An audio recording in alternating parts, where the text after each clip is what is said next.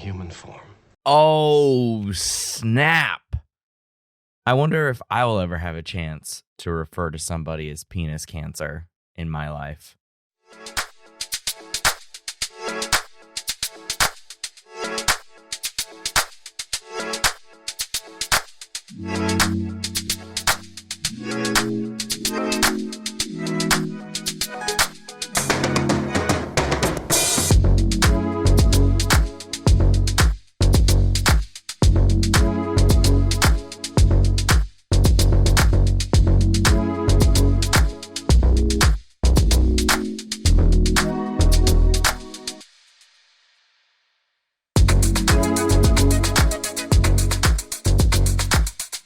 Hey, everybody, and welcome to the Cinema Psych Podcast, the podcast where psychology meets film. I am your host, Dr. Alex Swan, and in this one, we have a little bit of holiday spirit going along with the release of this episode near Christmas time.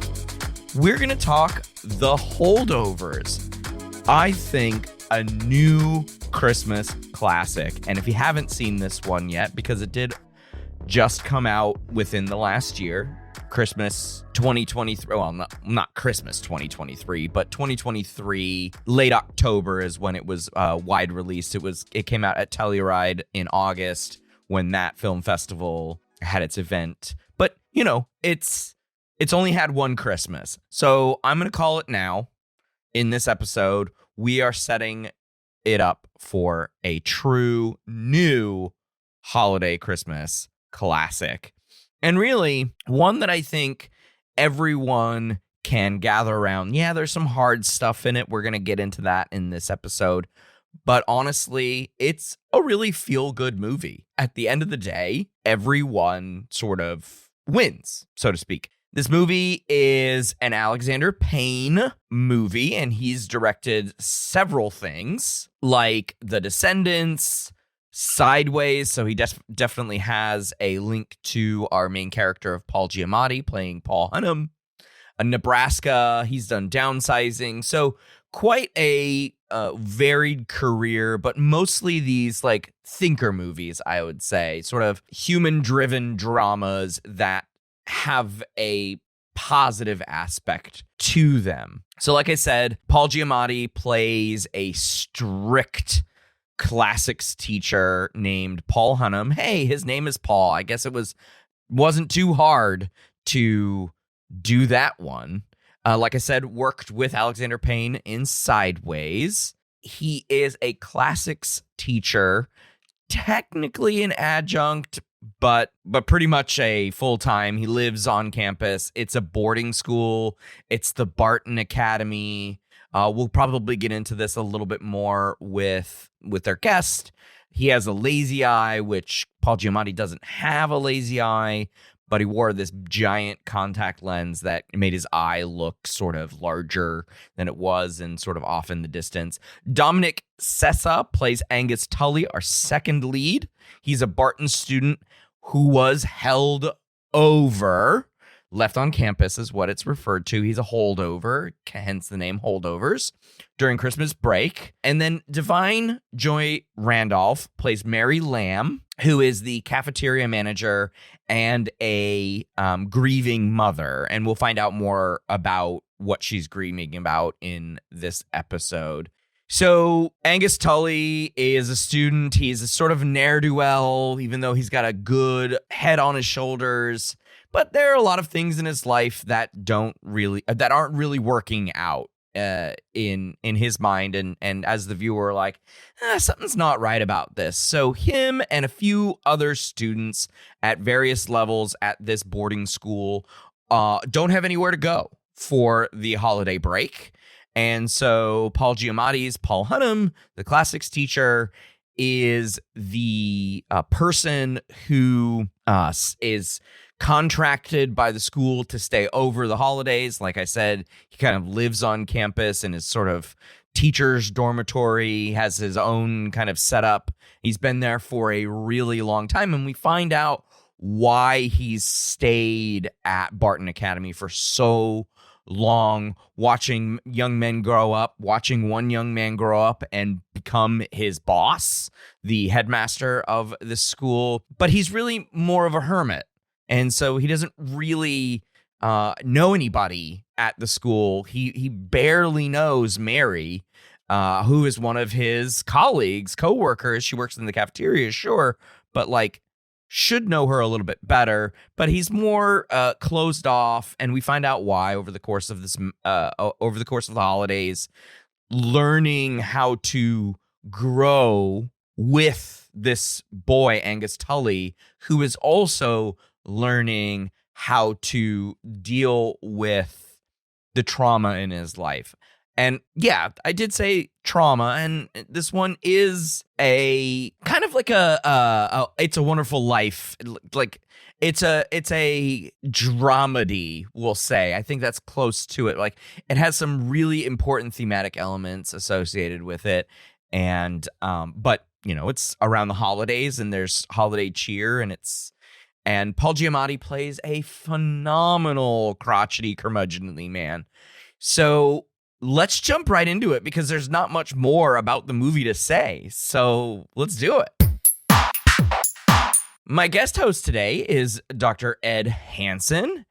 Ed Hansen joined us a little earlier this year to chat Good Will Hunting, and it was a fun episode. So if you didn't catch that one, or his earlier two, Ed's been on the show a few times, friend of the show, of course.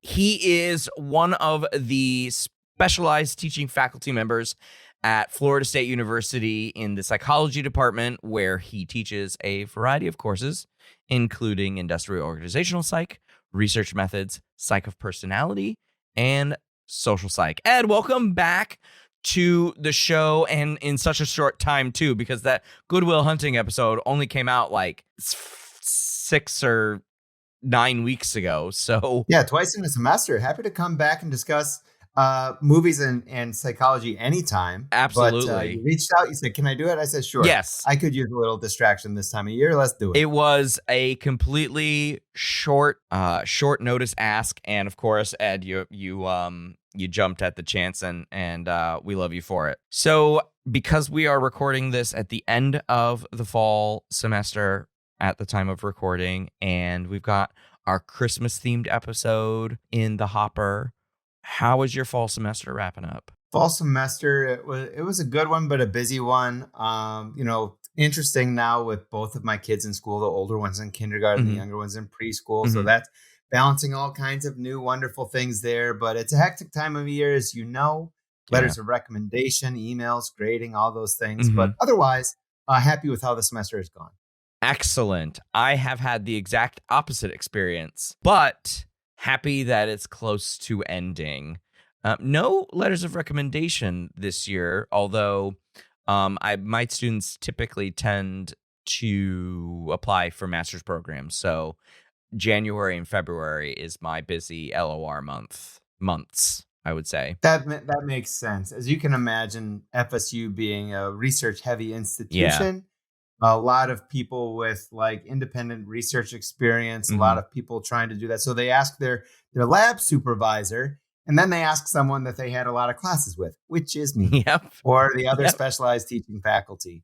And so we get a big old pile, and I have to have a spreadsheet, and they'll work. Yeah, you have to have a spreadsheet because I remember these days when I was in graduate school, and I'm like, ooh, jobs lining up. Okay, definitely need to get some organization for my letter writers.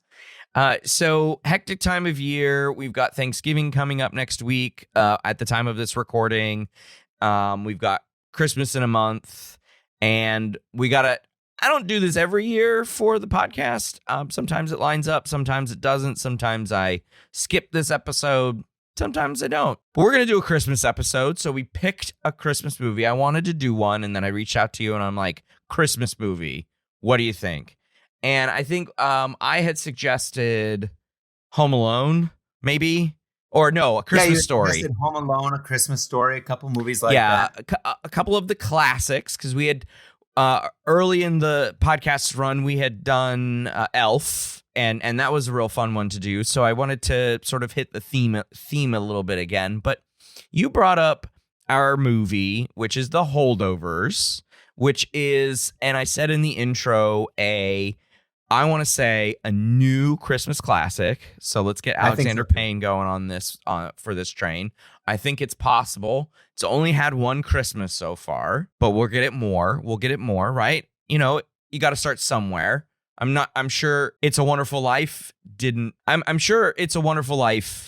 didn't immediately pop in people's minds for a Christmas movie. I think it took a while for it to become a classic. That's a good comparison. It's one of those movies with like not just saccharine sweet holiday movie messages, right? Yeah. It definitely does show how the holidays can be a really hard time for a lot of people. Yeah. And I think that is something that when I think Christmas movie, I don't always think of immediately, but my wife and I watched this movie last year and really liked it. And honestly, I knew it would be one that she would agree to watch again with me.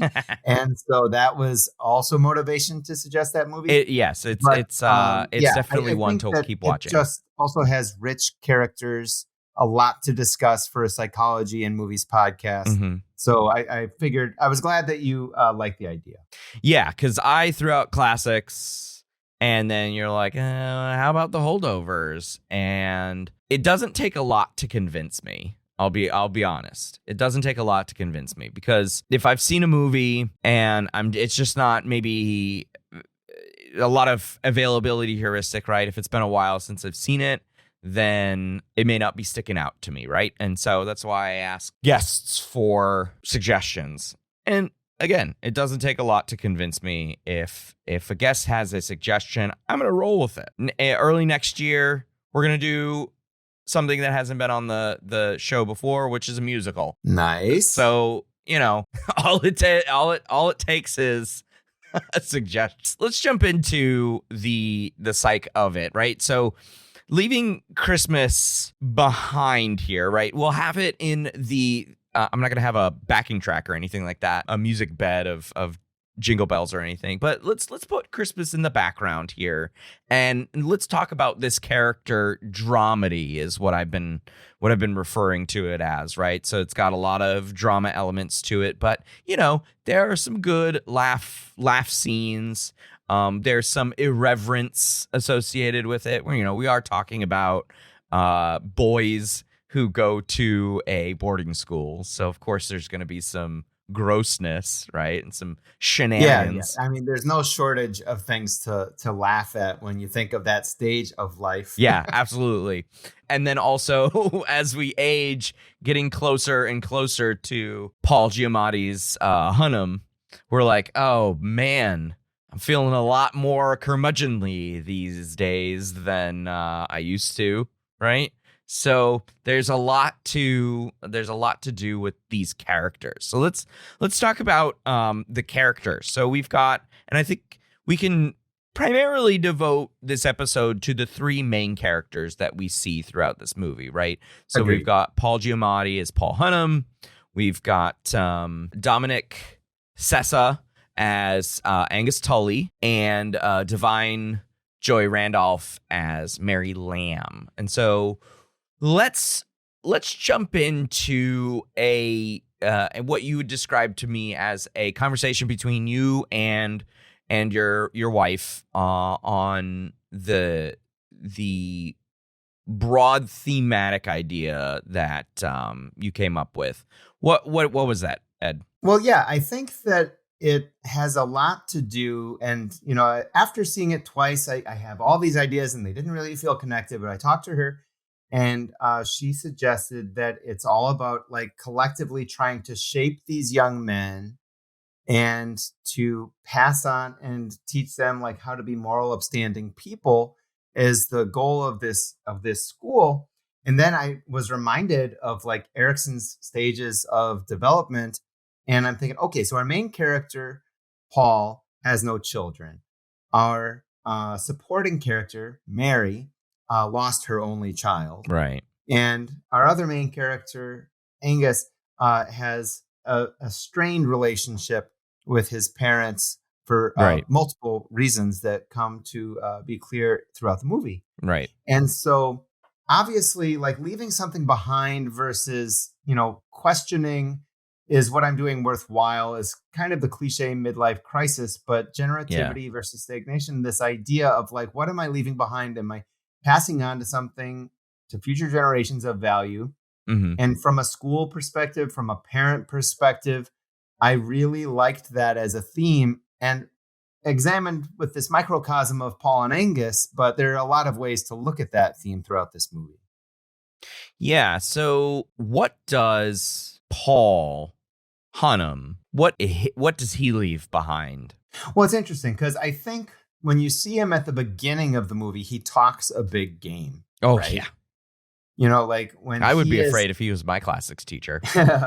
And when he's in the office with the headmaster and when he's in the classroom, as the headmaster describes him, he's very high-bound. He's very morally superior. He's very like, I can't help you if you're a dum-dum. I'm just here to, here's the information. And if you are too stupid to comprehend it, that's not really my problem. Right. But I don't think that's truly what he believes. I think that was a bit of a shield that he's putting up in some ways. But he really does care about the people who go to school there. He really does. He's holding them to these high standards and saying that it's to, create these Barton men that can go out into society and be successful. But he wants to hold them to these high standards and these high ideals. And he kind of forgets that along the way when he's just being draconian grader and being hard on everyone. And his peers don't like him.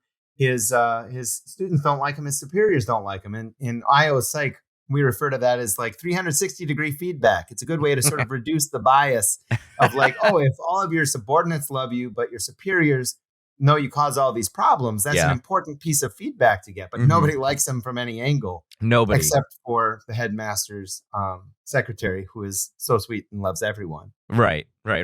And I would say I want to piggyback off of that. Like, as you get older, the saying goes, the days are long, but the years are short. Right. And so I think because we find out at the end of the movie, I'm just going to spoil it for people because if it's going to be a holiday classic, everyone's going to know what the movie is, right?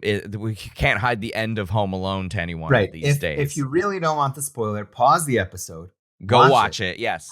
Go watch it and then come back. So we find out at the end of the movie that, and by Paul's own admission, that he never finished his college degree, but because he himself was friends with the headmaster of Barton at the time, he gets given this adjunct job, which slowly morphs over time into a full-time position, but sort of a grandfathered in kind of position. And he lives in a sort of dorm, I guess. It's just sort of like a granny flat on campus, and has his own office and everything.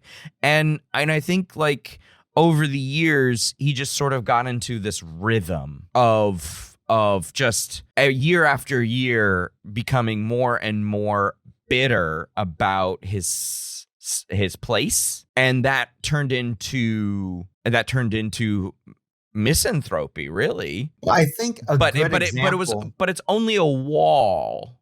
Yeah, it's not real misanthropy, it's right? a self-imposed limitation that he's put on himself. Yeah, it's sort of like the learned helplessness behavior, right? Sure. Yeah, I mean, I wouldn't say that he has learned helplessness, but he certainly purposefully decided to isolate himself. I would agree with that. And you talk about how his bitterness grows. You take an example of like a student that he taught that he recognized didn't have much going on. And then that is the student that becomes his boss and the headmaster. Mm-hmm. And so he sees people with less aptitude and drive and motivation and values passing him by. Yeah. And he can't advance. And he never tries to go beyond. He never tries to go beyond that. As he describes life as a henhouse ladder. It's short and crappy. Yeah, I love that line. But he also can't go. He can't follow any ambitions. If he has ambitions, then he can't do anything about them, because if he did, it would come out that he doesn't have the credentials. That he casually says, he doesn't necessarily lie and say, I have, a degree, except for the encounter that Angus and him have with one of his own old classmates, from Harvard. He doesn't necessarily lie, but he also, I guess, lies by omission by never really saying that he doesn't have the credit. Like, he would never be able to be headmaster of Barton. Do you think that's why he only talks about writing a monograph instead of a whole book? It's like, I'll just write this little mini book that's going to go under the radar and no one's going to question if I have the credentials to do it? Yeah. I mean, well, and to be fair, anybody can write a monograph, right? But he has a lot of, anxiety about that, I'm sure. Yeah, absolutely. And I think his whole, since not being able to get his degree. And Ed, why wasn't he able to get his degree? He wasn't able to get his degree because his roommate, who happened to be the son of a senator, accused him of plagiarism, where the son of the senator was the plagiarizer. He was using Paul's work. And so Paul takes the fall. And so then fast forward to when he's a professor and the headmaster is saying, hey, this is the son of a senator and an influential donor. That hits too close to home. And he's like, I'm going to draw my line here. And it's not like I can continue going upwards anyway. So I'm going to be the person to say, no, it stops with me. I think Paul has an immense fear for breaking status quo, which is why he's such a big rule follower too. So that's like an important aspect of this movie, especially like the first 2 acts or so of this movie. He is the rule master. He has this big old book. Yeah, 100%. He has this big old book of all of the rules, the policies and everything like that, because he's in charge of all of these holdovers, right? He is essentially their ward for several weeks, they're his ward, for these several weeks, and he needs to make sure that their welfare is paramount, right? And so he's well, sure. Like that's what the headmaster tells him. His only task is to ensure their safety, their good condition, and to try to be human. But he's saying, no, Barton's purpose is to produce young men of good character. And so you see him out there exercising in the snow, saying it's good for the lungs as he's puffing on his smoking cigar, pipe, his pipe rather, and just hacking up a lung, not taking care of himself, but applying the strict regimen on their behalf, even though you realize he doesn't live that way himself. But then, as the movie wears on, he starts relaxing some rules here and there. He does create a field trip so Angus and him can go to Boston. And we find out later there was ulterior motives for the Boston trip. We should be clear that this movie happens in 1970. It really feels like it happens in 1970, even though the opening absolutely credits is. roll. I mean, Alexander Payne is phenomenal with this kind of detail. For everything that he's done. Descendants, not Disney's Descendants. Very important distinction.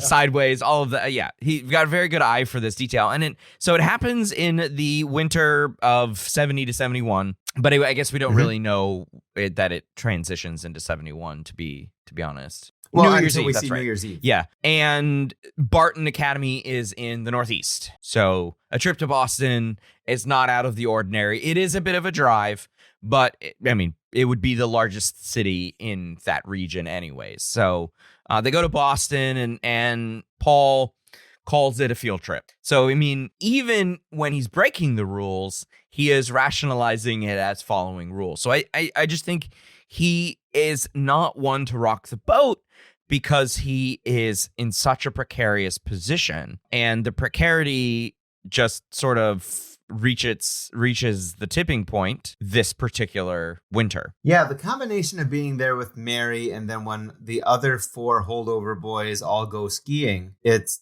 creates this little perfect storm where it's just like, well, it's just one person. I could make it a field trip. And he knows the rule book well enough to know how he can bend that as well. But still rationalizing it as like all the way up until the last final meeting with where Angus's mother and stepfather are meeting with the headmaster. And, he's following that story all the way up into it, but still not lying. Nothing about his credentials comes up, but he ends up getting fired for taking Angus to see his father.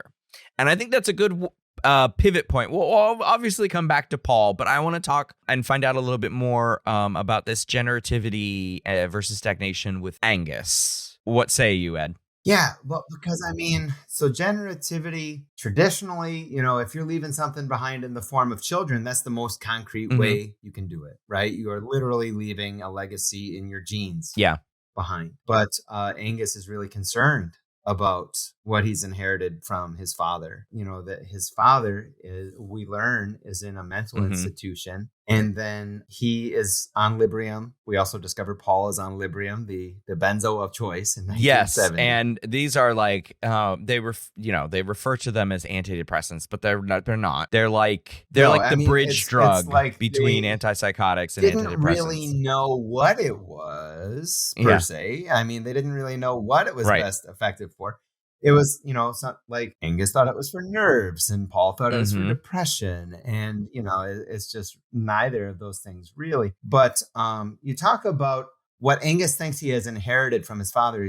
He sees his father, who appears to have paranoid delusion, schizophrenia, these kinds of things in this institution. And Paul has a really moving speech at this restaurant with him, because it doesn't sound like Paul got along with his father either. And he says, no, we are not our fathers. And despite the fact that Paul has allowed his life to be defined by this failure in college, right? And it wasn't even his failure. It was a failure of the system. The system failed him, but that he didn't have this good outcome that all of these other privileged people from Barton and Harvard did. And so now he's saying, it's like, okay, can't change the past, but we're not going to be defined by our past. He says, it makes for a nice literary device. Oh, this is your past and your future. But it's really interesting to see how he says you can change this. And I think he's inspired when he helps Tully stay in school. He is later in life, but realizing he is going to explore a bit. He's going to do the exploration that he never had the chance to do as a young man. And, will he go to Carthage and Egypt and all these places? We don't know, but he is going to go somewhere. And so I think that's exciting for him. I tend to view, I saw Angus in this film as kind of a personification of a parent's guilt. And we see that a little bit with Mary and her parentage. And then the guilt of what we have lost from Paul. Or what we didn't do, right? So I don't know if I made a lot of sense with that. But essentially, Angus is the personification of the psychology of Mary Lamb and the psychology of Paul Hunnam kind of coming together in this one person. And the fact that the three of them end up as a trio, sort of in the meat of the middle of this movie, is by design, of course, right? So Angus dealing with the situation with his father, dealing with how absent his mother and stepfather are, but rather, I don't know, rich hoity-toities who are willing to just like shove him away somewhere. Both people, by the way, like let's not forget the parallelism in this, shoving the dad into a facility and then shoving the son into a boarding school, right? So they can, go frolic and do whatever they go to some tropical destination, I believe, right? Yeah, some beach he was all excited to go to, but they decided to, day of just drop it on him that he's not going. So I mean, he feels abandoned, just like his father as well. Right. So he is just sort of wrapped up in all of this pain and all of this trauma. And we can't ignore that a situation like he had as a younger kid with his father dealing with a psychotic disorder is, sunshine and rainbows, right? It's going to be highly traumatic, and the moving around and doing all of this like institutionalization for both of these men, really, really tough on somebody's mental health, right? Oh yeah, and I think that Paul assumes Tully's got it made. Yeah. Paul assumes all of these students. It's much easier to just assume like all these privileged little jerks are going to have everything they want in life. And that's how he treats him. And it's funny because I think Mary helps Paul a lot in this movie, but Paul and Angus help her a lot in this movie. It reminds me a bit, and I don't want to derail what you were saying too much, but I think you talk about this trio and how they're together and why they're together. In The Office, he always quote in Latin, but there's this Cicero quote where he says, "Not for ourselves alone are we born." And it's like showing they're there for each other. That there are these three intensely lonely people who all help the three others sort of come out and grow and move on. I think that's a good way to put it. Like, even though Angus represents the guilt of the two others, Paul and Mary, I do believe that there is, and that's why this one I think is a good movie to become a Christmas classic, because it does have that positive message at the end. Like, even though Paul gets fired, I think he has a different perspective. Like, he steals the liquor out of the headmaster penis cancer's office. These are appropriate terms, right? So these don't have to get bleeped. Yes. Yeah, they're medical. They're medical. And he spits it out. Like, he spits it out at the school. Like, he's got a new lease on that too, as like a supporting actor, because she is phenomenal. And she's barely in these later seasons. She was in more of the earlier seasons. But anyways, a little off track here. So Mary is grieving. The loss of her son. This is, again, 1970. Her son went to Vietnam and he died in Vietnam. And Vietnam had only been like really 2 years in of massive troop deployment. 1968 was when the ramp up of military activity was occurring. So it's only been a couple of years. Son enlists. He goes to Vietnam and he dies. And, she gets the whole military traditional song and dance with the folded flag and the military ceremony and all of that stuff, but she is a wreck because this was her only son, and she is grieving. And throughout the movie, we can actually pinpoint the stages of grief, right? The Kubler-Ross stages of grief. Sure. If you're not familiar with the Kubler-Ross stages of grief, and I will say before I jump into the stages of grief, they are not necessarily always going to be present for every single person going through death, or grieving somebody's death, right? So she's talking. So we're talking denial, anger, bargaining, depression, and then finally acceptance. And of course, this is not her own death and accepting her own death, but her son, who you could argue was a piece of her that she grieves the loss of, right? So at first, and more or less sort of under the radar, is a bit of denial going through, and then a lot of anger. And then throughout the movie, I think we see more bargaining and depression.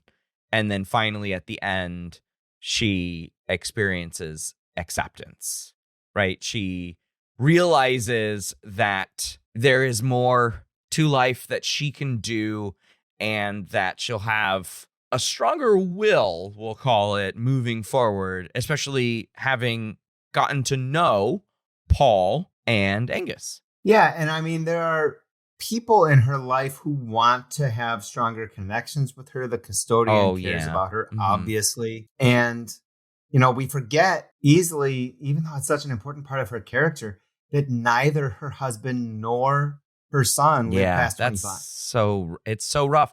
But there was a lot of that I don't want to say that was common in 1970s. So I'm sure when her son died, it was like her husband dying all over again. And as one of my friends put it, when my first son was born, it's kind of like your heart is outside of your body. And so to say like it's her own death, it's her husband's death, which is estimated to be the most stressful things that you can go through, is the death of a spouse. And then this baby is left and it's the remnants of him. And then he dies too. Yeah. Any stage theory, not everyone's going to go through every stage, but she's going through all the stages right in front of our eyes here over this fall semester into the spring. So, it's tragic. And I also think about the sort of shallow gestures of, like feeling sorry for her that a lot of the other people do, because most of these other people do not know her. Like there's the one punk kid who's kind of like, why she have to eat with us? Yeah. And there was, some subtle racism right there. Oh, yeah. He has subtle and not subtle racism in some scenes where he's making fun of one of the other kids, too. But then when she comes back to the table and tells Paul, like, I can hear everything you say. Right. It's a little bit of like, I'm in the room downstairs, but I know more about you than you know about me. You don't know. That was a wonderful clap back, too. Of course, the rich, snotty juvenile in both senses of the term, right? In both senses of the word. It's just a real jerk, right? And just a one-liner clapback, and you immediately fall in love with Mary at that point. You're like, she's my girl. But then and that I think is important storytelling. It's a very important storytelling beat, because we're on her side in that moment, because that's earlier on in the movie. And then later on, when they're at a Christmas party, she is drinking a lot and ends up having a massive emotional breakdown about her son. And no one can really help her in that moment, because she is so deep inside her sorrow, and of course the alcohol isn't helping, right? She's down deep inside of a bottle. I was just thinking about how she was feeling so isolated and no one could help her. And again, I think that's because like no one in some ways is like her at that school. She represents the world beyond Barton. Barton is this little bubble, absolutely. Right? I would say all boarding schools are little bubbles. Oh, sure. The war is going on, but at Barton, you almost wouldn't know it. Yeah. It's like young boys all over the country are being sent over. And most of these kids are like, but not me. Yeah, right. I'm going to go to college. I got it made. I got bone spurs. I got options. And she had, no options. Her son, who very much wanted to go to college, and everyone said how great he was.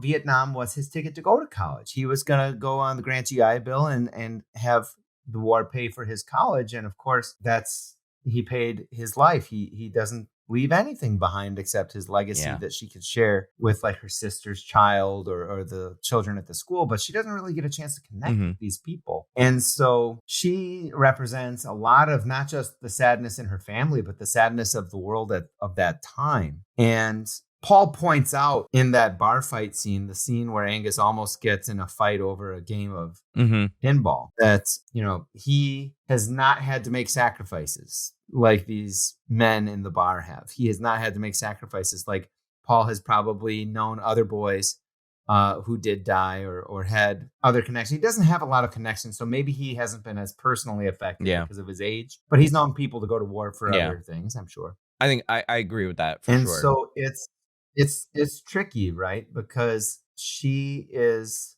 a really important character in the family, in the movie. But I think that I don't know if they do as much for her as she does for them in the end. She reaches that, but is it them? It's hard to say. Yeah, I mean, it could just be time as well. But she does come, and sit next to Angus while his parents are in with the headmaster. Well, that's true. When she cares deeply for him at that point. I think that's true. And though we don't necessarily get a resolution between Paul and Mary, I think as colleagues, they understand one another. Right? They both helped each other. Small little things here and there too, like when they were watching the game show. Well, sure. I think Mary acts as Paul's conscience in many ways, right? So I think that like it's the holidays. Show some compassion to this boy, right? Even though she just went through one of her lowest lows, she still sees him like making Angus feel like dirt and calls him on it. Yeah.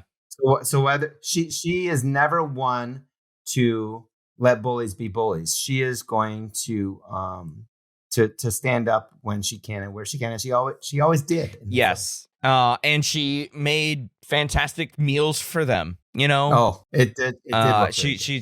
She's grieving, but she's still working. Well, I think oftentimes you talk about like how people cope, right? And I think that when she was at work, she was at work. She was able to sort of compartmentalize that. She was able to think about like, okay, I'm not a grieving mother right now. I'm making food for all these boys, and I'm telling the cooks, why'd you put so much paprika in there? Now you got to water it out. You got to put all these things in.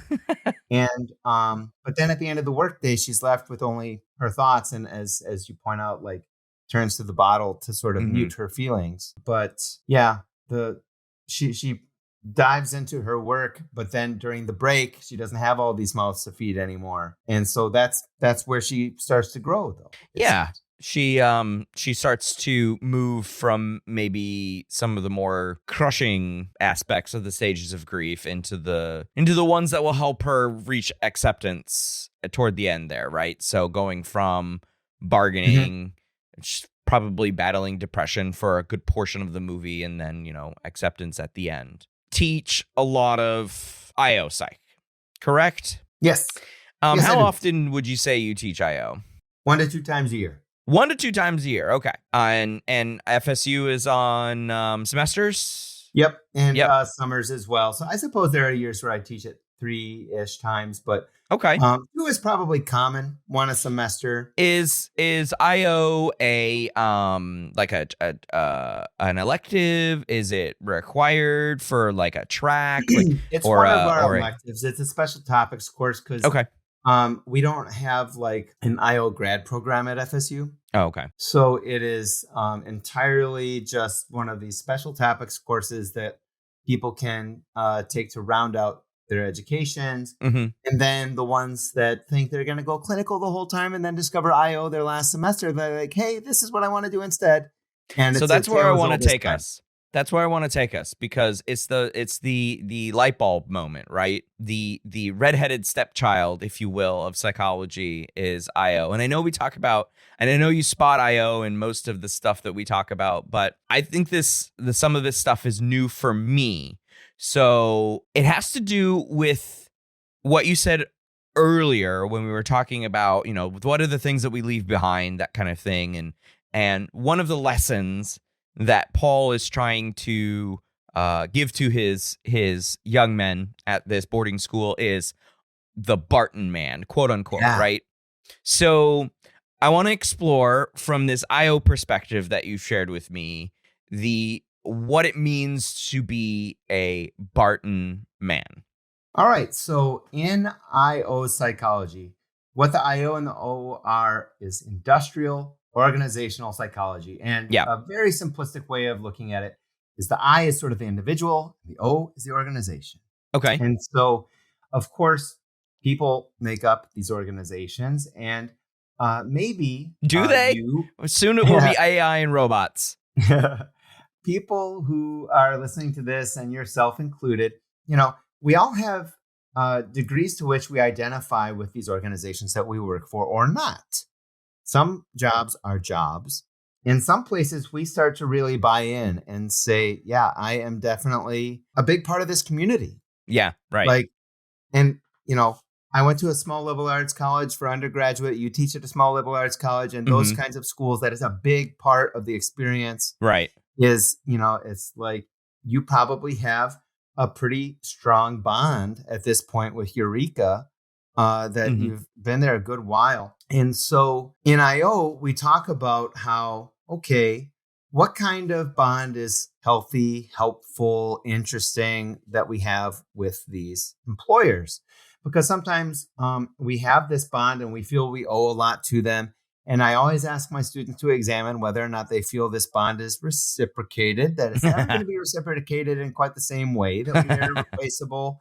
But, that if a better opportunity comes along, don't feel too guilty. They will manage, right? Yeah. But still, like when my dad retired, he was asked to stay on a few extra months so that they could help find someone to replace him.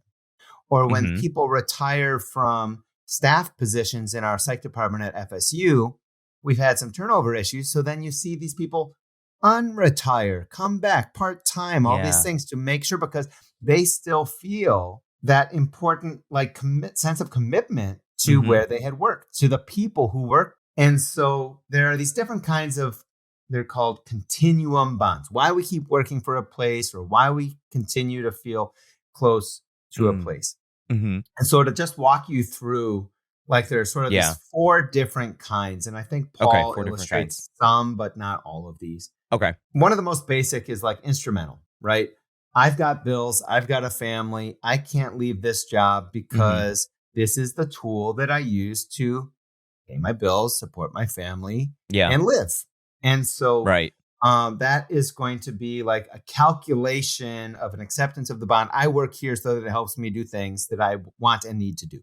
Yeah. So if I could pause you there, would this be like if people at a particular job are like, we're family here, but you're the person who's like, we're not family. This is a job. Yes. The person who says y'all are weird. I'm just working a job, but I'm continuing to work here because I very much need it. That's an instrumental bond. Gotcha. Okay.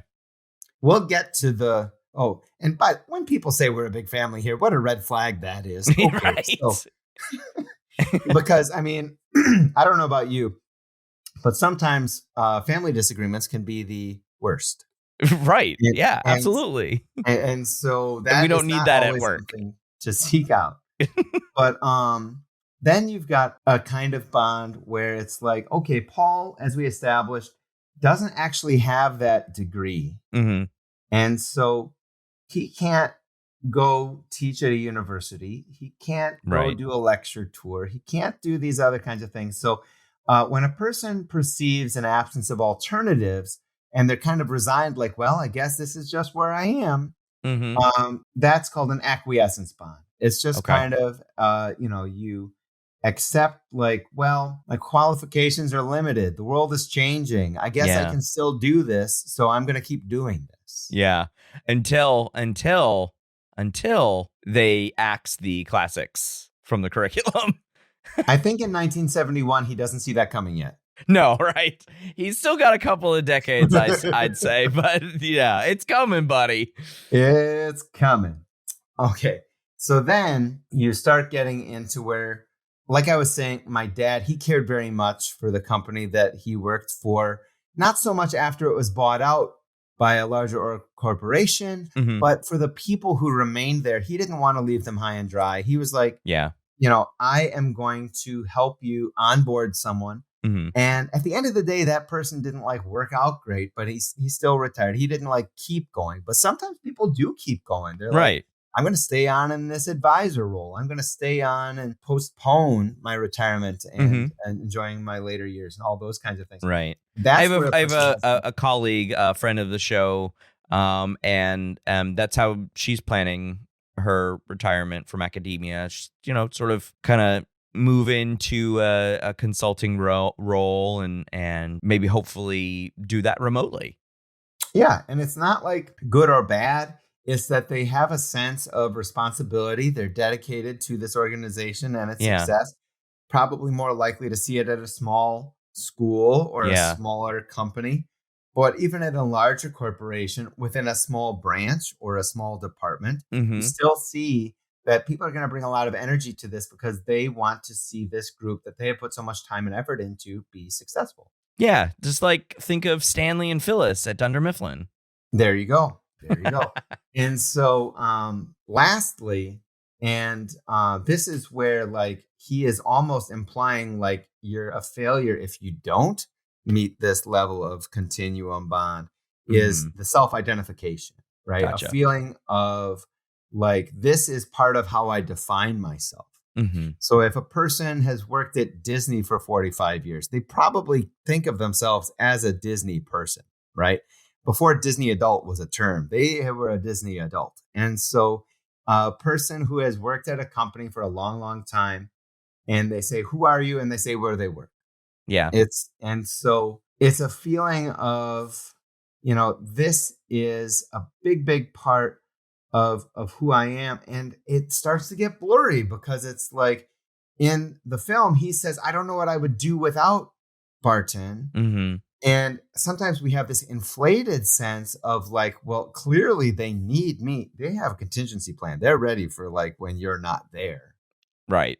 And so, or they'll adapt. So much about being a Barton man, and he's threatened by the idea of leaving, not knowing what he would do there. And so I think that this is it's a big one. And so I think that when you've got a commitment bond, and that's why he's like, okay, they would fall apart if I left. I think I messed up my notes a little bit there. So the commitment bond is like, if I leave, they're in trouble. But an identification bond is like, well, if I don't have this, I'm in trouble. Right. I think that makes a little bit. Yeah, that makes a little bit more sense. The commitment there, versus identifying myself in the company, taking that out. Well, quickly, not to mention the fact that he keeps talking about the values of being a Barton man, and like every Barton man lies, every single one. Yeah. 100%. That we see, like from the very first scene when you find out why he's in this holdover situation to begin with, he keeps holding people up to this high standard, and then he's like, this other professor says, "Oh yeah, I said my mom has lupus. She might have lupus." Oh yeah, that's right. So because he wasn't supposed to be. He wasn't supposed to be the guy. It wasn't his turn, but nobody else wants to do it. And they all know that Paul will say yes. And I think that's true too. I think that's something tacit that the audience learns, is that, and sort of there's some post hoc reasoning as you advance through the movie. It's like, oh yeah, he's totally going to be a pushover in this situation, because even though he's curmudgeonly and he doesn't like any of his colleagues, like they do know this about him. Yeah. And as the headmaster says, it's like, well, it's not like you were going anywhere. Right. Yeah. Which is rough. One of the rudest things a boss can do, in my opinion, is to assume something about one of their employees' lives. Yeah. Right? So it's just like, you don't know me. Yeah. I could have gone to Boston myself, man. Yeah. I think that at this point, after X amount of years that Paul was teaching there, he probably did know, but it's still very rude. Oh, yeah, absolutely. Those are the kinds of things that you can end with a little lighthearted note on the film, right? You wrote some notes about how teaching is represented, 1970s teaching, late 1960s paradigm, we'll say, right? Because the 60s haven't ended yet in 1970, right? We could say the 70s started in like 72. So the 60s haven't ended yet. We've got 1960s paradigms. He's teaching classics, and if you are a young person listening to this show, the classics were a way to phrase ancient Greek and Roman history, essentially, and philosophy. It's basically combined history and philosophy, and it's very erudite. It's hard to understand, especially if you have a teacher like Paul Hunnam. Mm-hmm. Lots of memorization. And it, for what is he teaching? Like 15, 16-year-olds? Yeah. Ancient civilizations. History and philosophy. Probably these kids, just like today, couldn't care at all, right? And he thinks it's the most important thing because of how much of life is still mirrored in the history of these ancient civilizations. Well, sure. And when he takes Angus to the museum, he's like, it's all there in these ancient civilizations. They're not that different from us. And Angus it is nice when you have those lessons where they reach a student and he's like, oh, it's a lot more interesting when you put it this way. Well, yeah, of course. If we could all listen, I think you and I would agree that if we could take our students on field trips every day as a teaching experience, I think that would both be great for us. I would have a lot of fun doing that. Go right? teach in Europe. Yeah, teaching, doing that kind of stuff, right? Yeah, teaching abroad, 100%. I'm planning a history of psych trip through Germany and hopefully Austria. I recalled that you were doing that. That's so exciting. Do you think that's next summer, 2 summers? No, 2029. 2029. I have a lot of time. I have a lot of time because right now I'm doing far more other things than being able to like sit and pick out the University of Leipzig or Freud's office in Vienna, all of this stuff. But I do have some research, a basis to start. But anyways, yeah, doing that kind of teaching, I think, is what all of us would enjoy doing. And I think students would get a lot out of it as well. But that's not to say there isn't value in just sort of getting the basic information in a classroom down.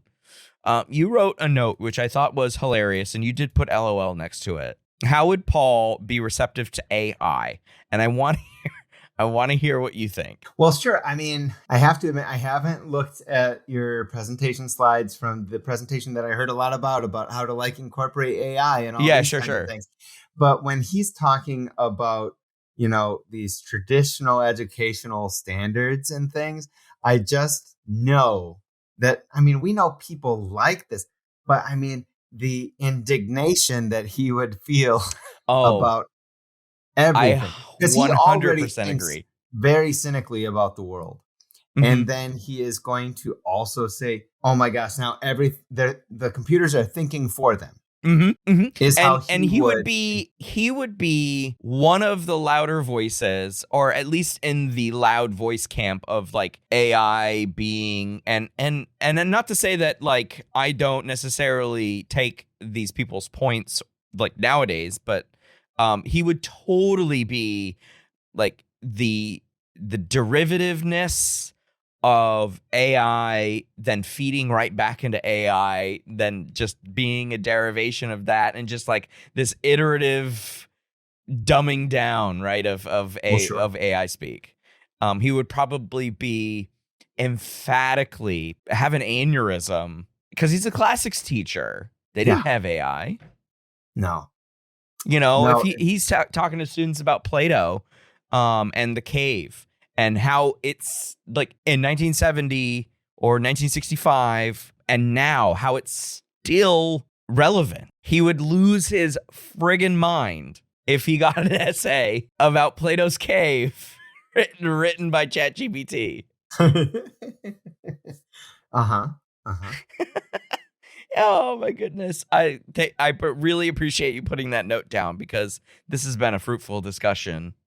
Have you ever given a student an F+ like Paul does? It's just, where does the plus come from? I always tell my students I don't give C-, I don't give D+. D+ is like stands for didn't pass plus. And so, Rob. So D's still pass at my school. Oh, okay. So you could get a D-. Alliterative joke there. Yeah. It's fine. I love the F+ though, because, it makes you feel happy about failing. Well, failure is nothing to, we want to learn from it.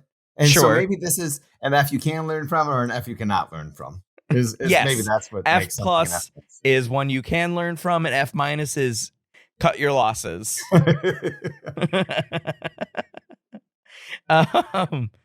So would you, I want to get your thoughts on this last one that you wrote down, is being a professor must have been something else before email.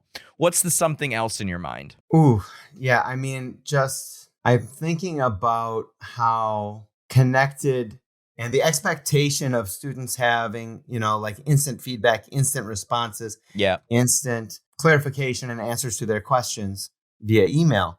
Whereas in this era, if you had a question on Saturday, you waited till Monday. Mm-hmm. And it's a different time in that, yes, you have meetings. Yes, you have all of the things of teaching that you have to grade, you have to do all these things. Yeah. But like this time of year, sometimes I get disproportionately upset with my students if I'm like catching up on my email inbox and I respond to their email that's a couple days old and I'm like, sorry for the delay. It's almost putting it in every message. Yeah. And then they reply back with like a thanks so much for your response. And I'm like, how dare you add to my inbox more? I love it. Because I don't need another message. What am I supposed to say? Like, you're welcome to the thank you for the you're welcome. And it's like, right. And I wish this could have just been a face-to-face, but I digress. Yes. So, I mean, I would say something else. So I don't know about you, but it has been a struggle the last couple of years to get students to come to office hours. Indeed. And I have been probably among my colleagues, one of the more available professors, because if I'm going to be in my office, I might as well call that office hours. Well, I don't know if I agree with that, because then they feel like they're bothering you. I think you call office hours for students student hours.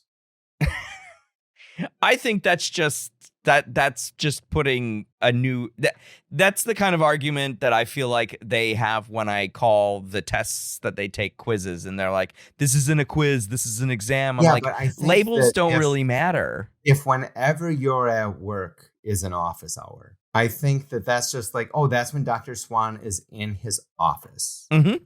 But if you carve time out of your day and is like, yes, I'm here, but this is your time. But the thing is that even and I did refer to them as student hours a few years ago, and I got rid of it because it wasn't helpful. I don't do it either. Okay. I mean, if I'm not just gonna sit idly waiting for someone to come to office hours. So I do work. Yeah, I do work during office hours, but I make them plentiful just in case people have weird schedules. Had getting students to actually come to office hours is trying to identify students that are in danger of slipping through the cracks. Yep, that's a good one. And I message them. Yeah. Right. Yeah. So here, that's the thing, right? So before email, true, there wouldn't you'd have to stop them after class, stop them before class. Do you think delinquent attendance was as bad then? Do you think attendance was as bad then? Yeah. No, I don't. I don't either. And so when did that change? When things became electronic, for sure. Absolutely. Yeah, because I mean, at a smaller school, especially, like if you're in an auditorium class, people probably knew they could get away with skipping that for a long time. But even in smaller classes where it's like, I can see you are gone, he would know they're not there. Now, he doesn't have to deal with that because I'm sure they have a very strict attendance policy. Oh, yeah. At an academy school like that, like, unless you are sick and dying in your dorm room bed, you are in class. I'm pretty sure that's what the rule was. And of course, things were far more strict in, the 1960s into the 70s, for sure, especially at an all boys academy. Yeah. Well, like Angus says, he's a step away from military school. Yeah. And that's kind of what is being discussed at the end. Like, his parents wanting him to take him out. And it's consequences just for these actions. And one thing that you had made a little note about is just like the authoritarian style of Paul versus like the teenage rebellion of Angus, and how that kind of comes to a head. And at one point, he even says to him, he's like, civil disobedience, man. And I love the scene where he breaks his arm and he's like, do not run away from me. That's another detention.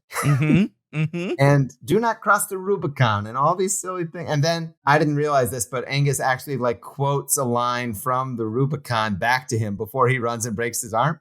I love it. I mean, he says he's so a it's smart like he was kid. paying attention, but he uses it as a little FU back to him. Right. Yeah.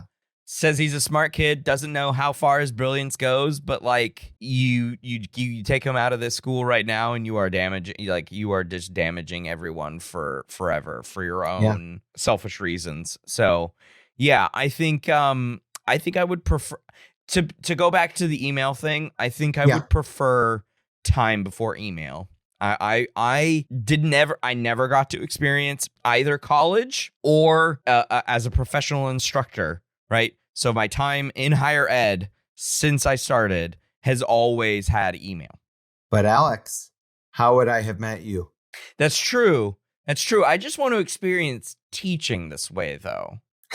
Nothing else. Yes. I just want to experience teaching this way. Like if there was a way that I could say to my classes, listen, when I teach or when you're in my class, email, it doesn't exist. So figure it out. They would lose their minds. And I don't think I would be allowed to do that because of rules and such and communication and all of that stuff. But, a guy can dream. Dream.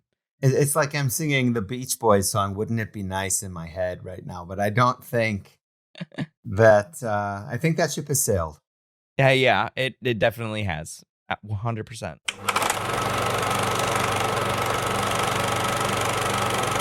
Well, I want to thank Dr. Ed Hansen for joining me to discuss the Holdovers. Before we say goodbye, Ed, is there anything that you'd like to plug? I know it's only been a couple of months since you were last on. So what would you like to say to the listeners? Yeah, nothing specific to plug. I guess it's kind of fun at FSU right now. I'm teaching a new course next semester. Ooh. I'm teaching a class, Theories of Motivation, which is probably a story for another day. But it was, if there was a class in college that steered me towards going to psychology grad school, it was my own Theories of Motivation class. Interesting.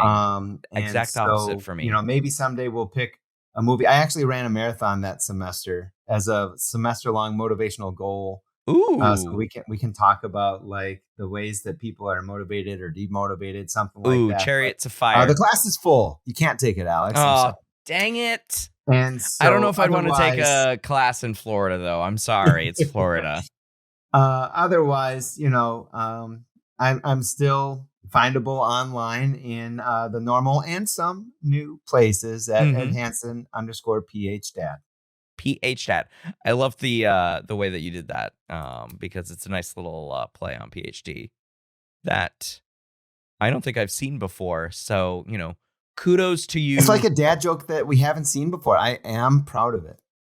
Yeah, absolutely. It's and it's like, duh, right? It works.